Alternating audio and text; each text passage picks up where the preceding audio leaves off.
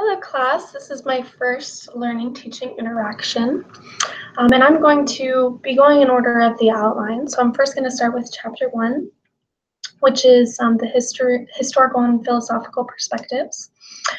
So I found the history of the outrage of family life education super interesting, and there was a lot of good stuff in there, but since this is supposed to be how it applies to me, I am not going to be pinpointing every little part of it.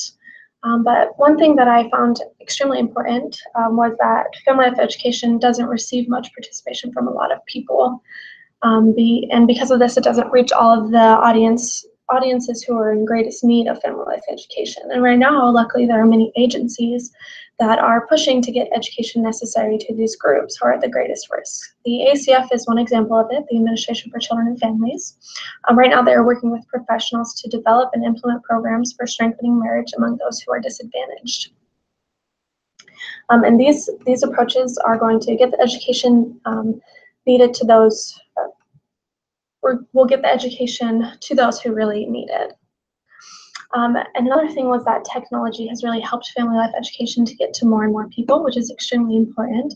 And they expect the role of the internet to continue to increase in the future and to get to more and more masses. And since me and my partner are doing a blog for our practicum project, we hope that we will be able to reach many people and be able to bring them the education they need to better strengthen their marriages and in the future strengthen their family.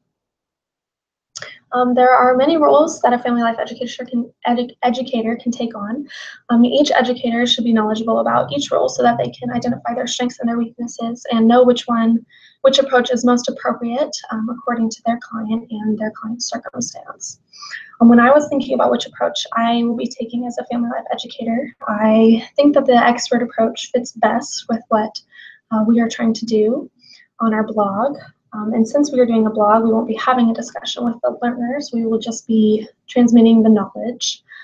When doing a blog, it is difficult to take another approach other than just transmitting the knowledge that we've learned. And since we will be using scholarly sources to back it up, people will be more likely to pay attention and to want to read it. In the next chapter, chapter 19, there were 5 issues that were talked about to help improve family life education. And the first one was professionalization. When I first started this class, I didn't really understand what a family life educator was. And so when I was reading it, it made sense that not a lot of people would understand the importance of it and the importance of being a credentialed professional in family life. There were surveys done that showed that most employers didn't care if their family life educators were certified, and that increased when they were speaking about future employees.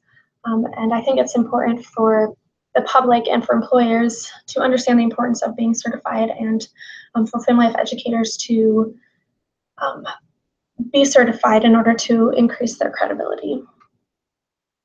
The second part was program rigor. We will be basing our blog off of scholarly sources, and I know that it is important to be credible and to be using scholarly sources in order for people to really be able to apply it to their lives and for us to know that it works. It talked about how family life education programs must be more systematic and complex in order to really make a difference for families. And I definitely agree with this because not all families are the same, so they all have different needs, and if the educational intervention is just at one level, it won't be able to reach all of their needs. The third is program effectiveness. So if our program or any program doesn't first assess the needs of whatever audience is being targeted, then it's not going to be effective.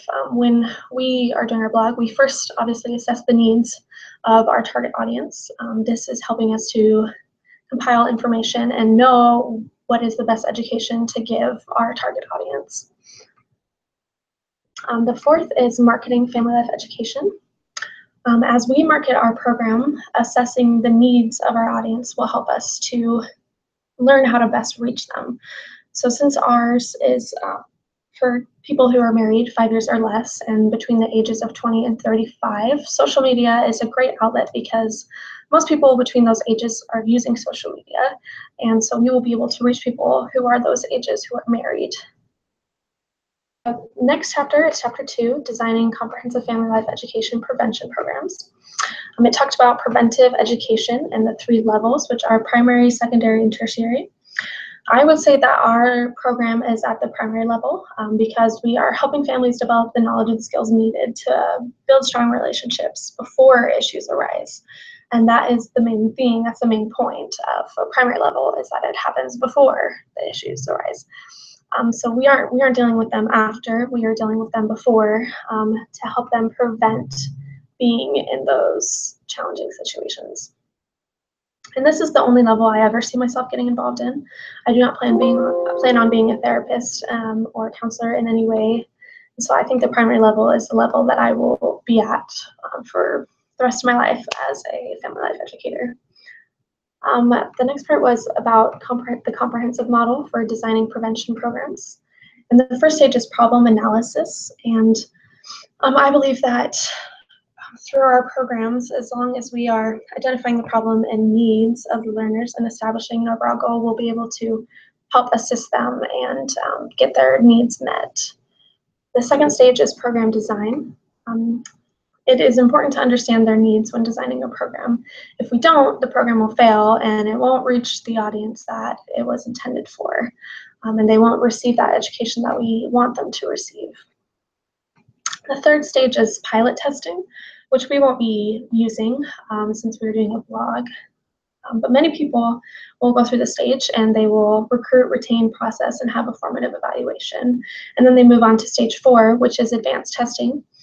So after they pilot test, they do an advanced assessment to evaluate the program's ability to really make a change.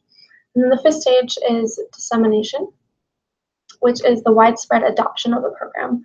We will only be using social media to get our blog out there, so this one doesn't really apply to us either. The next chapter is chapter 16, which is about marketing the program. So I thought this was important to say. The target goal of social marketing is to strengthen marriages, individuals, and families. And there are 4 dimensions in which marketing decisions are analyzed, and the first is product. So for us, our product is the knowledge that we're providing. We are providing it for those who may not know what to do in their situation. You know, we want to help people who are going through challenges in their life as a married couple. You know, in the beginning of a marriage, it can be kind of difficult. So we want to help to reach out to them and to help them understand that it's normal to go through what they're going through. And if we use scholarly sources, we will have higher quality education, and this will keep people more interested in it. The second is price.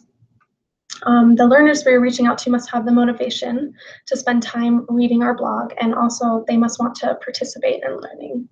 The third is place. We are giving learners at-home education through our blog, so they can view it at whatever time, wherever they want. The fourth is promotion. So we'll be telling our friends, family, colleagues, whoever we can about our blog, and we will be doing that in person and through social media.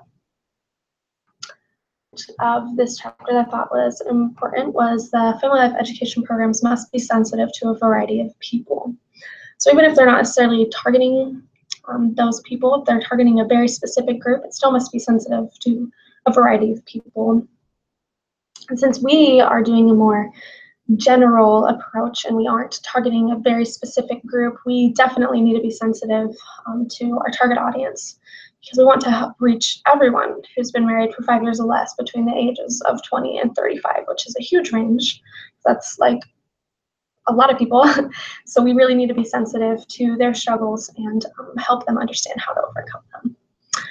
Well, that's it. That's what I got from these 4 chapters, and it was really interesting and awesome to learn more about family education. Hope y'all having a great week.